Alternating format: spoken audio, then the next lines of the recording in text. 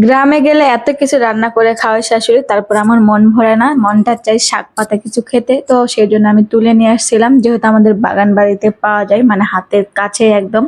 কারো বাড়িতেও যাওয়া লাগে না, কারো জায়গা জমিতেও যাওয়া লাগে না, সেই জন্য আমি তুলে এনে চলে আসছিলাম। তো এনে রেখে দিয়েছিলাম ফ্রিজে, কিন্তু হয়ে গেছিল 3-4 দিন, সেজন্য একটু শুকনো শুকনো হয়ে গেছিল শাকটি। মানে এটা দেখতে বুঝতে পারতেছেন, এগুলো হলো কচু শাক। আমি শুধু পাতাগুলো নিয়েছিলাম, ডাটা নিয়েছিলাম না, যেহেতু ভর্তা খাবো সেজন্য আর কি।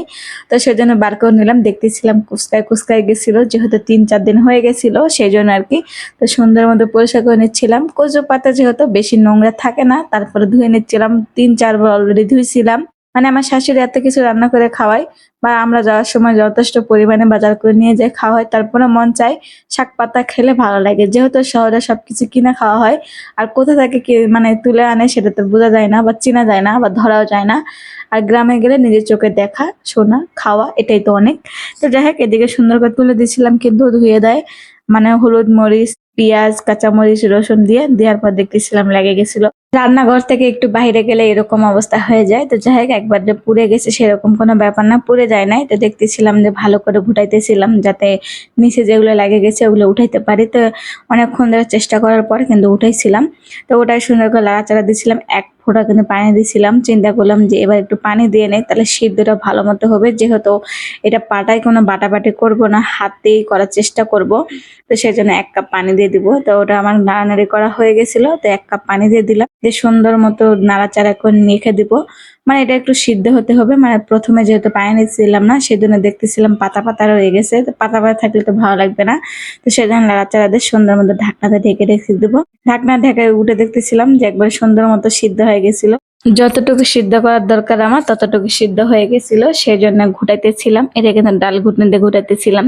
আমার ভর্তা করার ঘুটনি আছে, তারপরে চেষ্টা করতেছিলাম একটু উঁচা, আর যেহেতু আগুনটা জ্বলতে ছিল সেজন্য চিন্তা করতেছিলাম যে ডাল ঘুটনিটাই ব্যবহার করি, হাতে যেন ছেঁকামেকা না লাগে। আমার বেশিরভাগ হাতের ছেঁকা লাগে, হাত খেলে পুড়ে যায়, ফোসা উঠে যায়, কালো কালো দাগ হয়। আর ভালো লাগে না, যে সবাই রান্না তো করে, সবার এরকম হয় না, আমার হয়ে যায়। মানে আমি বুঝি না, আমি রান্নাঘরে আসলে এরকম হয়। সেই জন্য আর কি মানে দেখতেছিলাম কোনটা করলে ভালো হবে, সেটা দিয়ে করার চেষ্টা করতেছিলাম। তো এদিকে কিন্তু ঘুটাঘুটি প্রায় শেষ হয়ে গেছিল, মানে ভর্তাটা একদম রেডি। এখন আর কোনো কিছু করতে হবে না, খালি খেতে হবে। তারপর একটু জাল দিয়ে নিলাম, দেখতেছিলাম লবণ কম হয়েছিল, সেজন্য লবণ দিয়ে নিলাম, দিয়ে সুন্দর করে নাড়াচাড়া করে, লবণ থেকে তো পানি বের হবে, সেই পানিটা তো শুকাইতে হবে। শুকাই নিয়েছিলাম, একদম রেডি, আপনারা দেখতে পারতেছেন। মানে এটা কোনো কষ্ট ছাড়াই কিন্তু ভর্তা, না পাটা লাগবে না কোনো কিছু লাগবে, একদম রেডি হয়ে যায়। মাত্র 3-4 মিনিটে আপনার ভর্তাটা রেডি। যখনই খেতে ইচ্ছে করবে না কেন, তখনই যদি কচু পাতাটা শুধু নিয়ে আসেন, তাহলে এইভাবে ভর্তা করে খেতে পারবেন। তো যাই হোক, এদিকে সুন্দর মতো আমি ফ্রিজে তুলে নিচ্ছিলাম, আর দেখতেছিলাম যে অনেকটি হয়ে গেছিল। প্রথমে পাতা দেখে ভাবছিলাম অল্পটুকু হবে, কিন্তু এখন রান্না করার পরে দেখতেছিলাম বাট অনেকটি হয়েছিল। মানে 3 জনের খাওয়া হয়ে যাবে আর কি। তো যাই হোক, এই যে আমার রান্না প্রায় কমপ্লিট। কেমন হলো অবশ্যই কিন্তু কমেন্ট করে জানাতে পারেন।